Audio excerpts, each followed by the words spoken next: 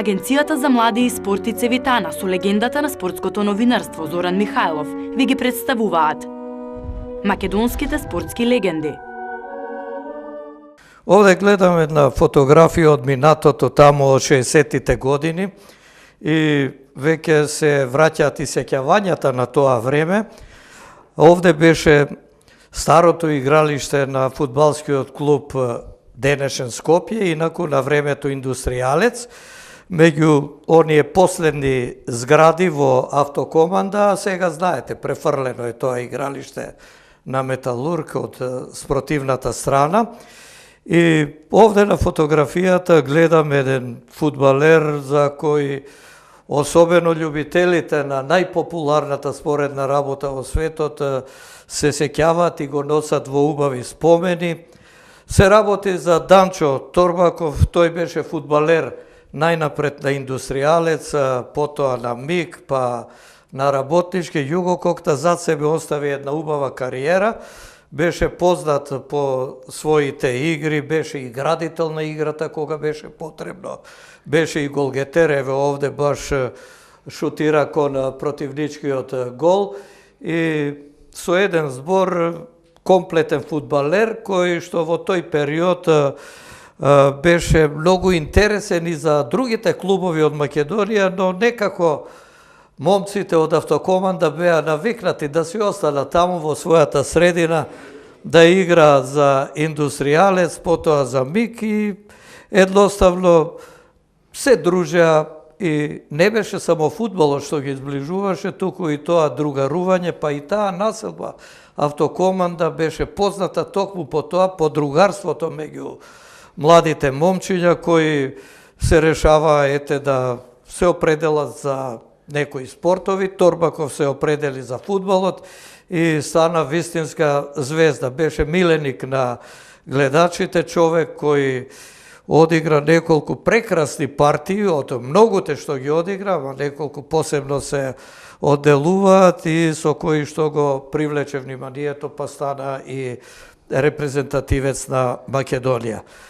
Данчо, се гледаме по подолго време, се сеќавам на тебе од тие фудбалски денови, уште од автокоманда, еве и токму оваа слика што ја донесе од тоа старо фудбалско игралиште, покрај него на другиот крај имаше и ракометно игралиште, тамо тренира девојките на Скопје, па потоа се префрлија во салата. Едноставно тоа беше така спортски центар во кој што се собиравте вие младите од автокоманда, ти се реши за фудбалот и какви беа твоите почетоци, како дојде еве во фудбалот и стана навистина едно име во мак фудбалот, да кажам?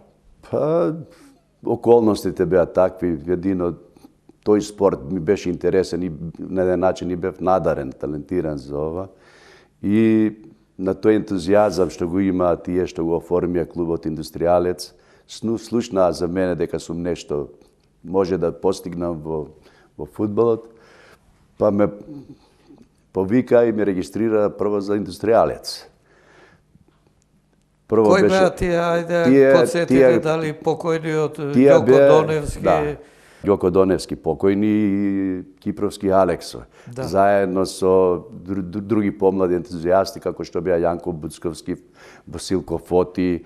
И автоматски цела населба беше, живееше за тој клуб. Кога ќе дојдеше утакмица, дал било на наш терен во автокоманда или на друго место, бидејќи ние игравме во Скопски Потсојуз, игравме тоа време Индустријалец.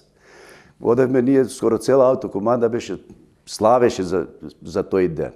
И бевме... Па токму тоа го реков, тоа другарство не поврзуваше и дури стари жени, баби, млади доаѓаа на утакмица, а кога ќе победеше Индустријалец, цела автокоманда радосна беше, весела беше во тоа време. И полека. Ти како почна? Кој ти беше вака прв тренер, се сеќаваш? Почнав ја на 16-17 години, ме регистрира, играв и за подмладок и за први тим. Тренер ми беше нечуене Васко Бесовски прво, па после дојде Тодор Балевски на Ванчо Балевски татко, Велф. После дојде тренер, дојде Прво ме откри Ацо Чапаев, најстариот тренер во Македонија. Во Индустријалец, фактички прв тренер на Индустријалец беше Ацо Чапаев. Како те откри? Играше таму во Па играв ја, училиште, инаку на живеев. Или одеше на кај живеев фудбалското игралиште? во Ергеле. Ергеле беше расадник на фудбалери. Од тоа Ергеле излегоа браќата Натеви, после од Скопско поле излегоа браќата Сетинови. Беше тој ентузијазам, мислам, сите бевме млади, сакавме нешто да постигнеме во фудбалот. И благодарение, мислам, на тие услови што ни ги пружија во Автокоманда, дојдовме до некој дури и дојдовме до втора лига, во втора сојузна лига да се такмичиме.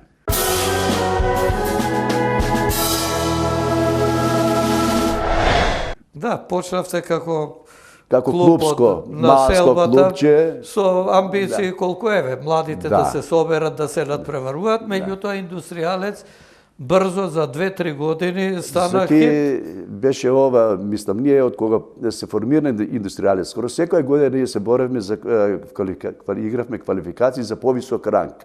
Ние бевме Скопска лига, па Подсојуз и се боревме секоја година за Републичка лига. Али благодарение, мислам, на таа политика, или не знам што беше ние квалификации увек губевме. Прво изгубивме од Југохром, да влеземе во па изгубивме од Маврово, ја победивме победа од Валандово, а изгубивме од Кожев. Фактички игравме 2 утакмици. Стално игравме по 2 утакмици за да влеземе во повисок ранг. Бидејќи не можеме да го достигнеме тој достиг да влеземе во Републичка лига тоа време, направија фузија, се направи Металец Скопски, беше патронат Металски завод Тито. Не можеа да издржат финансиски и направија фузија, здружување, направија фузија Индустријалец и Металец и го доби името МИК. Металска индустрија Кале, под покровителство беше тоа на општина Газибаба. Саат Кула, мислам, тогаш беше, сега денешна Газибаба. И тогаш дојде подемот, мислам, со нормални тренинзи, појаки тренинзи, постручни тренинзи, се подобрија условите. Јово Никушев беше тренер, мислам, еден од најдобрите тренери. Јово Никушев беше 5-6 години, после Јово Никушев напушти, дојде Ванчо Копанот, Ванчо Блажевски Копан надимак му беше, и тренер дојде Урош Петровски. И ние со Урош Петровски постигнавме нормални, клубот се појачуваше полека. Сите тие подобри таленти сакаат да играат во МИК, бидејќи МИК беше една Сето ова се случуваше во втората половина од 65-тите години, 66 до 70-та година. МИК имаше еден подем, голем подем имаше. Се создаваше физиономија и на клубот и на тимот. Прво се создаде клуб. Ние бевме тим, и кој Индустријалец бевме тим, али немавме клуб. За да имаш резултати мора да имаш клуб со јака управа, со спонзори, а публиката нас ни беше, али немавме кој да не води. Али тука голема улога одигра Ѓоко Доневски покојник, Кипровски Алексо, подпомогнати со градските оци од општина Газибава, со директорите што беа на Алколоид, Пивара, Металски, тие фабрики што беа под таа општина. И дојде, мислам, финалето беше 70-та година, квалификациите со Влазними Џаковица. Тоа беа квалификации за влез во втора лига. Втора лига на ниво на Југославија, а предходно за тие години додека игравте во Републичката лига. Која година влеговте, рече, со Индустријалец? 65-66 година се направи. 4 квалификации со Индустријалец. И не можевме да влеземе. Не успевавте. 66-та, после фузијата стана МИК. Влегувате во Македонска лига. Од Металец кои играчи, дали Ивановски играчи тогаш? Ѓоро да не играчи? Не, од Металец оставам Борче Блажевски, Мичо Малов, леви бек играше, Сингилиев, Мичо Сингилиев, Ненад Јовановски, Ико, не знам презимето, заборев како го вика. После Миле Миновски беше, али кратко беше Плутон. Миле Миновски. Тој беше сестран спортист преку физкултурно училиште и беше така. Али во тоа време после дојдоа, например, појачување ни дојде и на Зигоманов од Работнички. Циц. Циц ни дојде појачува Доки Дончо Сеизов од исто така од Вардар, дете на Вардар, ни дојде Боро Зунов, ни дојде од Гевгелија, ни дојде Божо Василевски и Бошалевски од Битола, добри фудбалери, добри луѓе. И се споја искуство и младост, они беа поискусни, игра во повисок ранг, и со водството на Урош стигнавме до прво место и играме квалификации. Ги кажа тие што дојдоа, а тие што беа во клубот, што беа Ширилов, Анчевски. Прво Анчевски, после 2-3 години Анчевски отиде во Вардар, да одиде Благој Анчевски. И одигра во Вардар. И одигра добро, одигра во Вардар, али пред тоа беа Лазов, Киро Лазов беше еден од најдобрите голмани, мислам, не само во тогашна Македонија, бидејќи како репрезентативец на аматерска репрезентација бранеше и за Југославија, бившата Југославија, голема држава. Да, аматерска репрезентација на Југославија, составено второлигашки фудбал. Има одиграно 25 утакмици, има играно со Тунис, со Алжир, со ова, и дури имаше големи понуди, али љубовта кон МИК остана. И кој беа после други? беше Анчевски, Мишо Анчевски, Корошевски, Норма, добар, еден најдобар центрхалф, може го памтите сите, и Тетекс го памти, го бара сите прволигаши. После Палич отиде, Палич дојде од подмладокот на Металец, али одигра главна улога, мислам, во тоа време, за освојување на прво место и влегување во втора лига. После Палич отиде во Победа, Корошевски отиде во Тетекс. Имаше и Балканов еден. Балканов беше најстарата генерација индустријалец, али тој по молба на иселениците од Австралија, он отиде да игра за Австралија, Македонија, Престон. Имаше клуб. Инаку тука во автокоманда беше. Во автокоманда почна. Тројца фудбалери отидоа во тоа време за Австралија. Козлина, не знам дали се сеќавате, Борче Андоновски Козлина. Андоновски. Да. Висок беше и тоа. После отиде Гоце Балканов, па Јани Малов отиде исто така. Добри, мислам сите добри фудбалери се снајдоа во животот, мислам одигра многу добра улога одиграа. А сите фудбалери после дојдоа во таа генерација клубот и тимот растеше. Имавме подмладок, многу добар подмладок, што играа сите, скоро игра за младинска репрезентација на Македонија.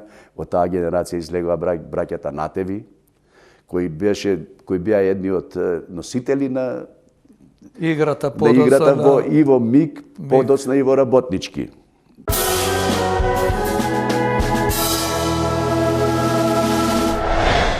Подсетине на тоа време кога се боревте за втора лига, квалификации и така. Квалификациите, ждрепката требаше да биде прво да одиграме во автокоманда. Ние, мислам, сиромашен клуб бевме. Не одевме, немавме припреми, заеднички припреми, спиење вамо там. Тоа беше една еуфорија, цела автокоманда живееше за тоа. Бевме под патронатство, под спонзорство на Импрес беше тогаш, председател ни беше клубот, Ванчо Билбиловски ни беше. Да. И која година ова може? Тоа беше 70 година. 70 година. Уствари не беше Ванчо Билбиловски, Ванчо кога влегнаме у втора лига, тогаш дојде Ванчо Билбиловски како председател на клуба.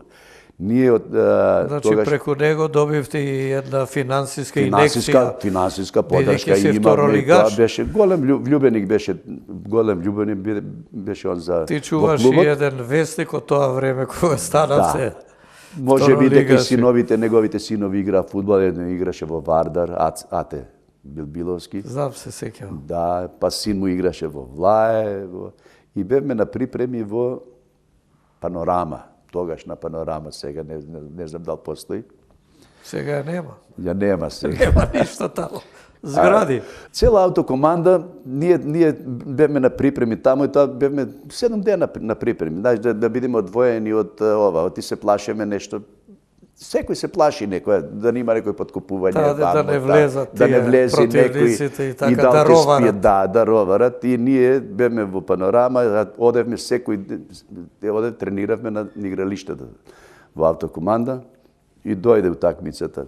Што да ти кажам, тоа дали имаше, може имаше 10.000 публика, немаше, луѓето дори седеа и над пруга, над стадионот имаше пруга што одеше за железара.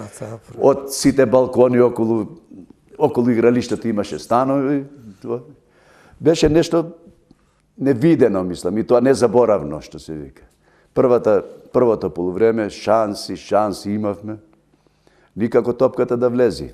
Судија ни беше Чанак, тоа се сеќавам. Ратко Чанак е сојузен судија, многу добар, меѓународен судија, бидејќи ние играме од Вознимир Џаковица од Косово. И на полувреме ние имавме шанси никако, кога не сакат. Ти имаше шанса некоја? Како не 3 шанси од 5 метра, шутни пречка, шутни со макази, со ножички, шутни, не ќе да влези. И Чанак тоа ми го кажува после утакмицата кога заврши на полувреме, му вика на покојни Кипровски Алекс. Ба каже, шта е, каже на српски. Шта е, каже, овој Торбаков бие, каже, као лудак, каже, али лопта нече да уđe у гол.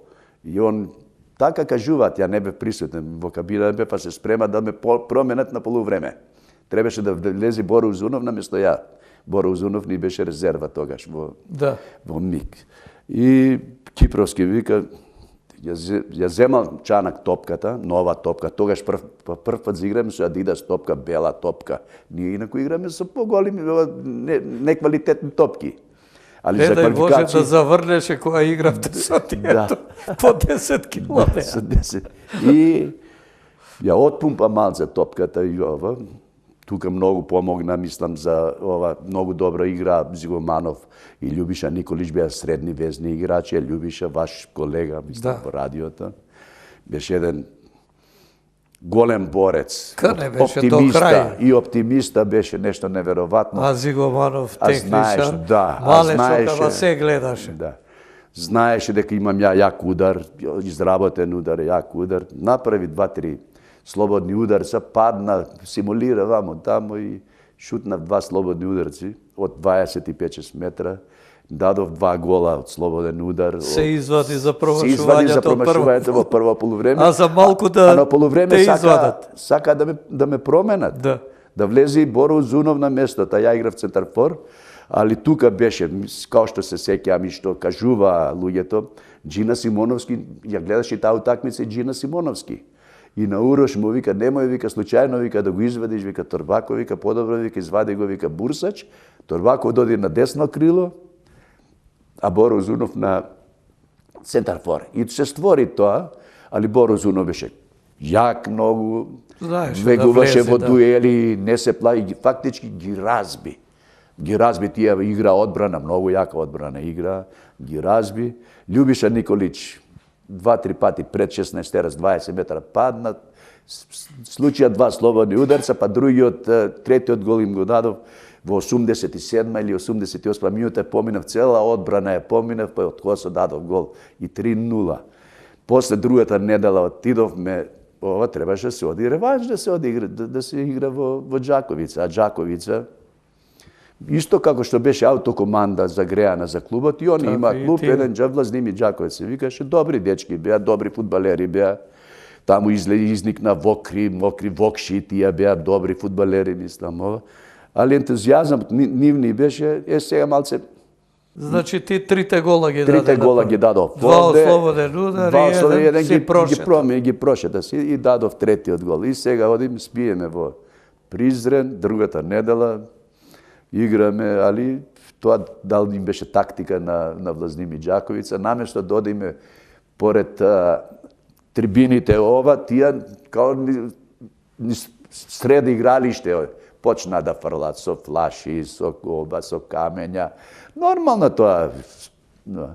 Али ги смиривме наеднаш затоа што Само што почнавме 15-та минута, тука ни судеше уште подобар судија, мислам, во Џаковица ни судеше, Никола Младеновиќ. Едните од најдобрите судии беа меѓународни судии од ФСЈ. Од Белград беа пратени. И почна 15-та минута вамо. Таму ние не се исплашивме, ипак добро, тоа кај нас владееше тоа големо другарство и желбата да додиме во повисок ранг. Што сака нека биде, не се исплашивме. И една топка дал 15 или 20 минута беше тука, Боро Узунов играше, не играше Бурсач, Боро Узунов играше прво, ја пак отидов на десна страна, Боро кој што беше добар со глава играње, нафрлена топка, корпулентен, јак, здрав, мислам ова. И на една нафрлена топка на средина со глава, само што ја продолжи, дегажирана од голманот Лазов. Ја продолжи, ги поминав исто така во слалом, дадовме уште еден гол дадовме, и факти 4-0 Сабар. Никако не може да дадат гол. А одбраната со подводство на Курошевски и на Лазов немаше шанса, мислам, многу добра одбрана имавме, Бушалевски играше исто така, мислам. И после 85-та минута покојни Палич ги прошета сите, као што беше он многу јак, здрав беше, го сакаше мик многу фудбал. И даде 85-та минута, така дојде цела аутокоманда, не знам дали има овде, аутокоманда славеше скоро. Низ цело Скопје. Тогаш низ победа, со коли, со знамиња. И така беше. После 10 години да влезиш ти од еден подсујузен клуб, од 62-та, фактички за 8 години, од Скопска лига, подсујуз републичка, тоа беше незаборавно. Тоа беше и за радување и за љубителите на фудбалот во Југославија. Во Југославија беше, да. Кој е овој клуб сега?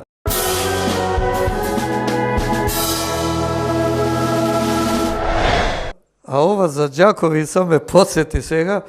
Јас, значи, сум бил една година после влегувањето на МИГ во тие квалификации, со работнички или подоста беше, не знам. И тогаш фудбалерите мораа да влезат од друга страна, соблекувалните да се вамо. Имаше врата за во соблекувалните, кај самите соблекувални, меѓутоа влегува од друга, па минува пред цела трибина. Трибината полна со народ, викаат, и дори после, значи и ти го доживеа тоа. Тоа сакаше да кажеш, онако беше пред публиката. Али ние бевме решени, мислам, веруваме во својот квалитет. Бевме многу квалитетна екипа, што вика, другарство владееше нешто невероватно. Добро сега, Данчо, влеговте во втора лига и што помислуваше ти тогаш? Ова е силна конкуренција, тимов наш, другари, се е во ред, меѓутоа финансиски ќе издржи, нема да издржи.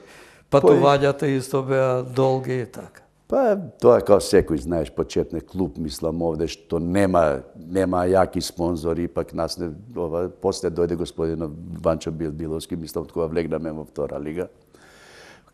Општината колку толку даваше, Металски завод, Тито ни помагаше со автобус, имаше XX, мислам, фирми што помага, али финансиите беа минимални. Немаме ние хранарина, као што има професионалните клубови, нити премии врзани, као што има. И како изгледаше таа второлигашка година на МИГ? Уште беше МИГ тогаш, после се прекарсти или не? Ние влегнаме со Урош Петровски во втора лига, а Јово Никушев отиде во Слога да тренер. Скопје од кога почна да се вика? Скопје почна да се вика кон крајот на 60-тите или не влезе како МИГ? Како МИГ испадна и после Скопје. После Скопје го доби. Првата година кога влегнеме во втора лига, игравме многу јака екипа бевме.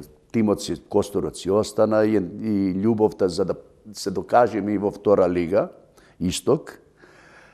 Имавме резултати, дури ми се чини дал 5 или 6 место освоивме во конкуренција на Бора, Чачак, Напредак, Крушеваc, Слобода, Титово, Ужице, Раднички, Пирот, Приштина, Трепча, тоа беше Тетекс, победа беше, Да, силна беше втората лига, силна беше тешко втората беше да лига. се И опстане. ние освоиме 6, али нормално за подобите фудбалери пројавија интерес, победа, Тетекс, Вардар, пројави интерес работнички, например Палич отиде тоа време, отиде, као што знам, но за МИК доби добро обештетување за Палич, отиде во победа. Победа беше гигант за нас, за МИК. И пак градски тим, Со и традиција, цела индустрија цел прилеп живееше.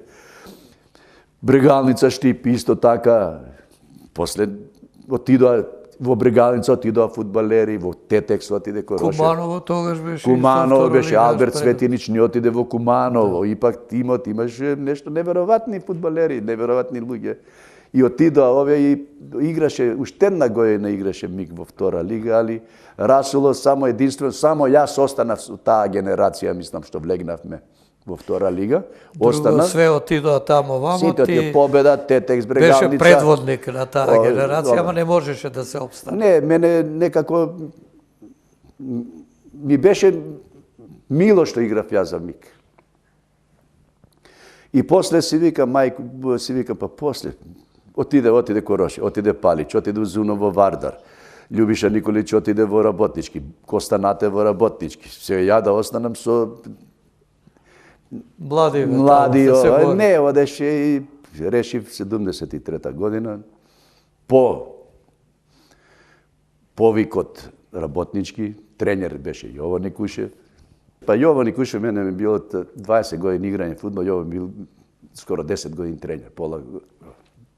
И секаде, кај што одеше Јово Никушев, не можев да го одбијам, бидејќи беше као родител еден ми беше. На некој надпревар од второлигашките денови на МИК Скопје. МИК мислам ова, доека беше, игравме, се сеќавам на градски стадион, бидејќи игралиштето беше план да се руши игралиштето, за да се направи игралиште ново на денешното Металург. И се сруши игралиштето, игравме на градски стадион. Лесковачка дубочица беше, што ние во секој, дали и во Лесковац и во ни беше стар муштерија, што се стално ги победувавме пријателски и ова. Играме на градски стадион. Тие фудбалери отидоа и за Звезда, и за Партизан игра, и голманот се сеќавам, играше дури за Белградски клуб. Им дадовме 7 гола, им дадовме на градски стадион. Да не си рекордер по постигнати голови. Во МИК, да. Во МИК, Скопје. Па не, и во втора лига не се сеќавам некој да дал Повеќе голови. 7 голови и повеќе од 7 на еден И се надпревар. сеќавам многу ова.